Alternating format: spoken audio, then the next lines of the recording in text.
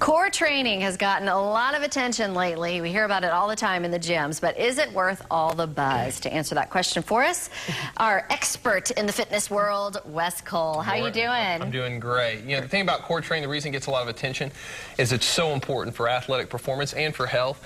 And we have some great tips on how to build a good core program. Yeah, we hear that word all the time. Yeah, you so do. The first thing, think outside the box. What do you mean by that? Well, I'm a real big fan of Dr. Stuart McGill. He's one of the leading experts in back biomechanics. And according to him, he says so many people focus on flexion exercises. You think of crunches or sit-ups, but there's so much more to core training than that.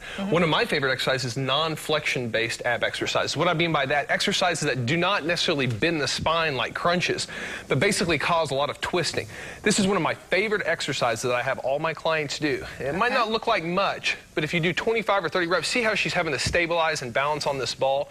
This is a great abdominal exercise. Anything that requires a lot of twisting, not only will it work your core, but it's a lot easier on your back and neck. And according to the doctor, probably about 80% of your abdominal training should be based on non-flexion exercises, ab exercises that don't make your spine bend. It's a lot easier, a lot safer on your neck. Thank you, Beth. You said that doesn't look like much. Looks like much to me. It looks pretty tough. You said stand more as your second tip. So many people, they feel like they have to be on the ground, but if you really think about it, if you're vertical in most of your sports, whether you're running down to go for a touchdown in football or you're playing basketball, it makes sense that most of your core training needs to be while you're standing up. Because that's why a lot of my training, a lot of my core work is done while people are they're on 2 feet right here. This is start with a wood chop. This is one of my favorite exercises. Then again, you're not really flexing the spine, but you're causing a rotation. And this is a great ab exercise. It's definitely for those out there that are just really tired of the crunches. You do 10 or 12 sets each side. I guarantee you'll be so surprised how sore your back is. Another thing too, remember a part of your core, another people miss, is the low back. Beth, go ahead and demonstrate right here a good morning.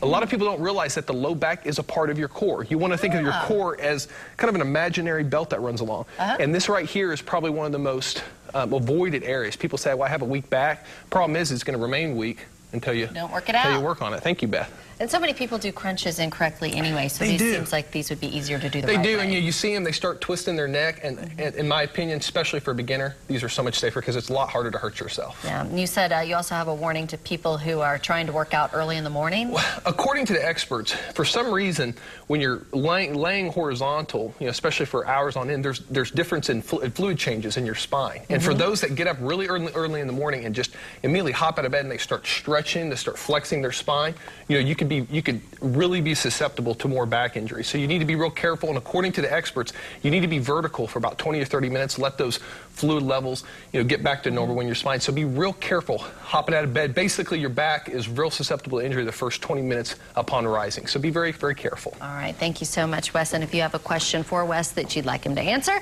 go to the weekend morning section of our website, kjrh.com, click on the habitual health link, or you can always give him a call. He's at 918-749-0960, or his gym is on 46th, just east of Sheridan.